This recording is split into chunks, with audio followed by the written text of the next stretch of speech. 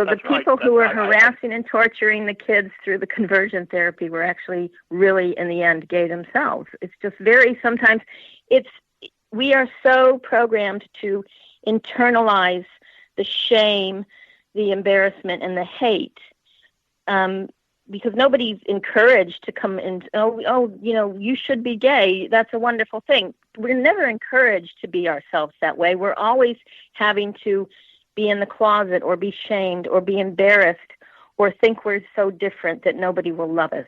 And that is just so wrong. Exactly. I've had my eyes opened over the years, and as we all have, become more and more educated, and thankfully we got facts to back us up, and we have science to back us up now that shows reality.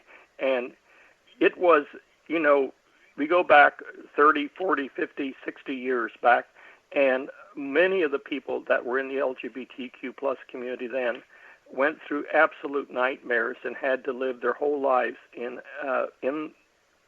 behind the curtains or in the closet, you might say. There's all kinds of excellent movies out about that, too, that explain what happened then and so forth. Had been done, and more coming, I believe. But we've came a long way. We have a long way to go, because there's still a lot of people that every Sunday or whatever their holy day is, they go and listen to this nonsense that it's in the Bible, it's wrong, and no, I think people take a lot of the quotes out of the Bible and then misuse them and use them for their own ends, and not really take reality into account. They selectively use parts of that stuff. But I want to go back to PFLAG a little bit now and tell a little bit again. If we could, Carol, what would you think would be some of the most important things here in the time we have left? We have about 10 minutes left here, I think. I want to discuss so people can get a better understanding of what PFLAG does all over the world. They appear in different events. I know they go to Pride events and so forth. Tell some of the things that we do. I know once again, when the world returns to normal and we can go back to doing things in person, we'll probably be doing that again too.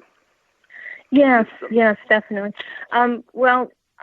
We as a chapter, we have a lot of resources available to us. So we do basically three things. Number one, we try to educate, because if people don't understand that someone is certainly as much value and worthy of rights than another person, we want to educate and show what discrimination is against this community.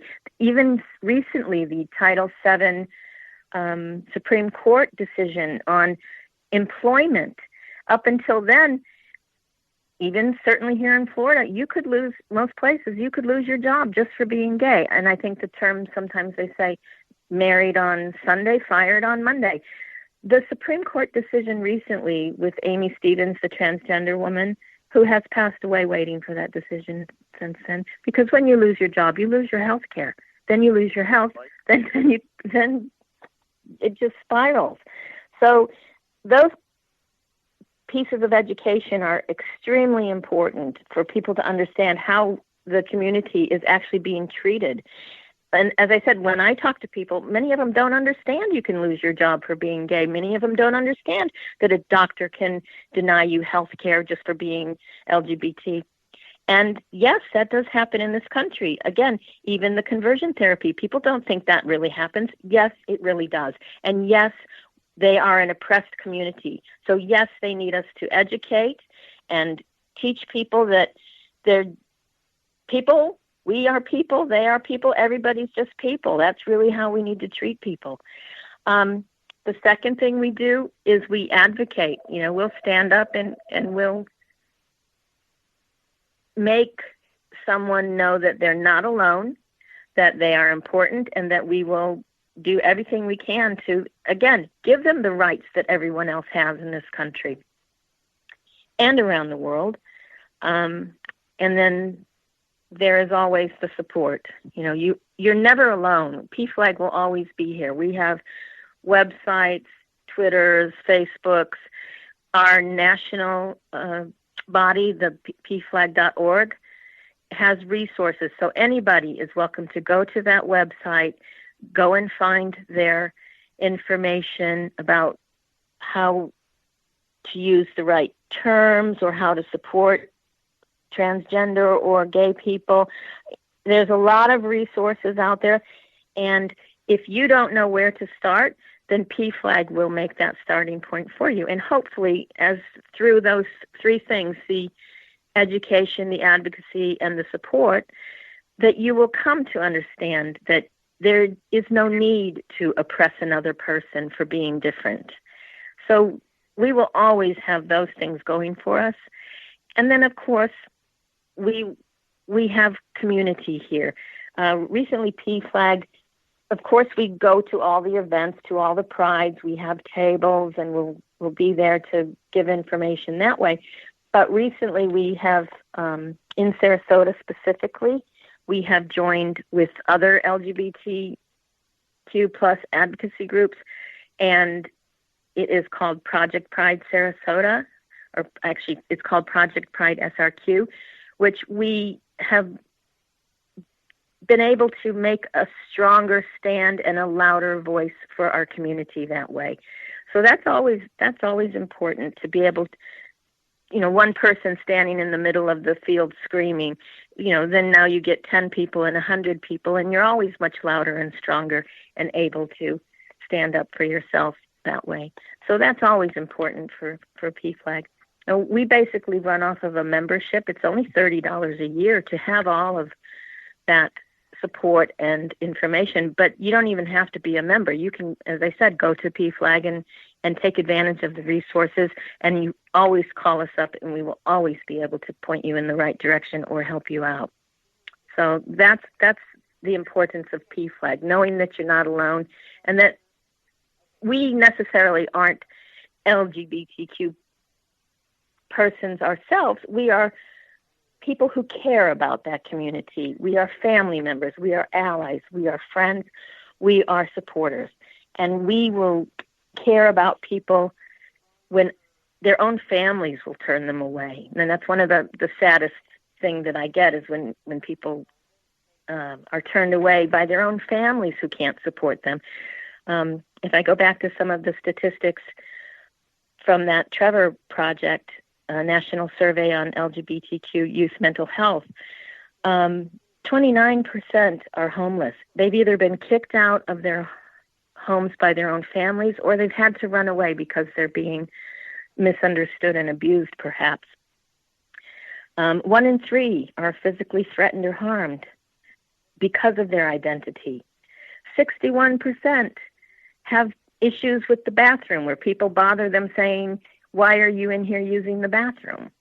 86% say that politics in this country within the past 12 months have had a negative impact on their well-being, because we do not have a supportive administration through our president and vice president. They have rolled back trans military inclusion. They are trying to stop health care for LGBTQ people. They put faith belief, which is certainly something that anybody can have, but they put faith belief in front of real people who are standing in front of them, real people in need. And those things are just wrong. You couldn't do that to any other class of person, a black person, a Muslim person, a disabled person. Why do you think you can do that to a gay person? It just doesn't make sense, and it is very discriminatory, and that is what we are hoping to eradicate. Excellent. Carol, you've done this so well here. We have about a minute and a half here to wrap up. I want to give you some time just to put some final thoughts together. I'd like for you to give the website again so people will be sure that they have it. You might even repeat it twice so they have it. But and then you give your final thought here in the final minute, okay, if you could, please. Okay, sure. So we are, as I said, one of a chapter of national. PFLAG.org is national in Washington, D.C., so we are the Sarasota chapter, PFLAGSarasota.org. The thing I want to say is, it doesn't hurt to be nice to people.